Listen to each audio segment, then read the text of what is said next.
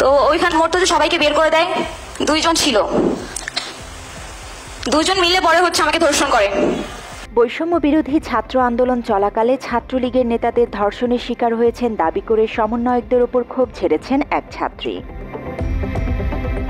শনিবার শিল্পকলা একাডেমি জাতীয় চিত্রশালা মিলনায়তনে জুলাই গণ অভ্যুত্থানে নারীদের সম্মুখ ভূমিকা নিয়ে ছবি ও তথ্যচিত্রের আর্কাইভ প্রদর্শনী অনুষ্ঠানে এসব কথা বলেন আন্দোলনে অংশ নেয়া ওই ছাত্রী।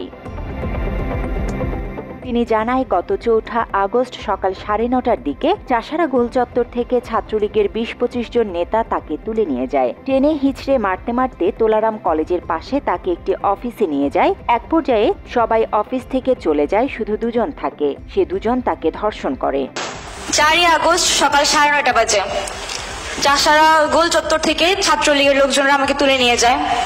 সে সময় ওই ছাত্রী দাবি করেন, ঘটনাটি সমন্বয়ক থেকে শুরু করে বৈষম্য বিরোধী ছাত্র আন্দোলনের প্রায় সবাই জানে। সমন্বয়ক সার্জিস আলম সহ অনেকের সাথে কথা বলেও বিচার ও সমস্যার সমাধান মেলেনি বলে ক্ষোভ ঝাড়েন তিনি। নুসরাত তাবাসসুম আপুকে জানাই, উনি আমাকে বলে, তুই আমাকে হোয়াটসঅ্যাপে নক দিস। কেসি ক্যাফেটেরিয়াতে আমি তার পাশের টেবিলে বসা, তাকে হোয়াটসঅ্যাপে নক করি। সে হোয়াটসঅ্যাপে মেসেজগুলো সিন করে কিন্তু কোনো রিপ্লাই করে না। আর সার্জিস ভাই একদম প্রথম থেকে বিষয়টা জানতো, সে নিজে দায়িত্ব নিছে পার্সোনালি। উনি এই বিষয়টা দেখবে, প্রশাসনের সাথে কথা বলে তাদেরকে শাস্তির আওতায় আনার চেষ্টা করবে। সে আমাকে প্রতিনিয়ত বলতে যে তুমি আমাকে হোয়াটসঅ্যাপে নক করো, আমি ভুলে যাই, অনেক কাজে থাকি তো, ব্যস্ত থাকি, তুমি আমাকে মনে করিয়ে দিও। আমি প্রতিদিন তাকে হোয়াটসঅ্যাপে নক করতাম, ভাই আমার বিষয়টা কি দেখছেন, কিছু করছেন? সে হঠাৎ করে প্রায় 1 মাস পর আমাকে মেসেজে রিপ্লাই দিল। প্রত্যেকদিন মেসেজ সিন করে, কোনো রিপ্লাই নেই। একদিন হঠাৎ করে রিপ্লাই দিয়ে বললো কি, আমি কাজে অনেক ব্যস্ত আছি, পরে তোমার এই বিষয়টা নিয়ে দেখবো। ঘটনা ওখানে ক্লোজ করে দেয়। ওই শিক্ষার্থী জানান, নভেম্বরের 10 তারিখে তিনি অন্তঃসত্ত্বা হওয়ার বিষয়টিও জানিয়েছিলেন একজন সমন্বয়ককে, তবে সান্ত্বনা ছাড়া কিছুই পায়নি। মাত্র 30% টাকায় জমির মালিক হয়ে নতুন বাংলাদেশের গড়ে তোলার স্বপ্ন দেখা বাংলা বসতি। 5:30 বাজে ভোর আমি মোমোকে জানাই ঘটনাটা। শামসুনার হলের মোমো সকাল 6টা বাজে আমাকে নিয়ে ধানমন্ডি লেগে যায়। গিয়ে বসে অনেকক্ষণ কথাবার্তা বলে আমাকে সময় দেয়, অনেক কিছু বুঝায়, অনেক সাপোর্ট দিচ্ছে মেন্টালি। 12টা বাজে আমাকে বাসায় দিয়ে যায়। বাসায় দিয়ে যাওয়ার পর সে গিয়ে সার্জিস ভাইয়ের সাথে কথাবার্তা বলছে। তার আগের দিন রাত থেকেই আমার সন্দেহ হয়েছিল, দেখে আমি সার্জিস ভাইয়ের সাথে যোগাযোগ করার ট্রাই করি।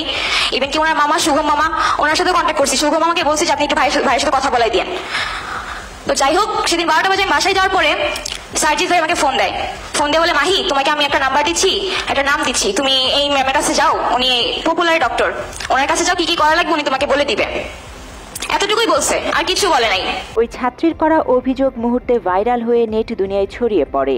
এই ঘটনা জানাজানির পর সমন্বয়ক মাহিন সরকার তার ফেসবুকে এই মেয়ের সাথে কথোপকথনের স্ক্রিনশট শেয়ার করে লেখেন, এখন আর অস্বাভাবিক মনে হয় না। সমন্বয়কদের বিতর্কিত করতে পারলে সবারই রাজনৈতিক ফায়দা হাসিল হবে। এছাড়াও মাহিন সরকার আরেকজন সমন্বয়ক সামিয়া মাসুদ মমর ফেসবুক পোস্ট শেয়ার করেছেন, যেখানে মম ঘটনার বিস্তারিত তুলে ধরেছে। সমন্বয়ক সামিয়া মাসুদ মম ফেসবুকে স্ট্যাটাসে জানায়, ওই ছাত্রীকে সব রকম সাহায্য দিতে চাওয়া হয়েছিল। তার পরিবারের সঙ্গে কথা বলে তার সুচিকিৎসা, নারায়ণগঞ্জের ঘটনাস্থলে তদন্ত, মামলা সবকিছুর কথা বলা হয়েছিল, কিন্তু সে চেয়েছিল অন্য কিছু। সামিয়া মাসুদ মম ওই পোস্টে ভুক্তভোগী ছাত্রীর কিছু বিতর্কিত ও সন্দেহজনক দিক তুলে ধরেছেন। সেদিক বিবেচনায় ভুক্তভোগী ওই ছাত্রী সমন্বয়কদের বিতর্কিত করতে তাদের বিরুদ্ধে অভিযোগ এনেছেন বলে মনে করছেন মাহিন সরকার। জান্নাতুল ফেরদৌস তমা, বাংলা এডিশন।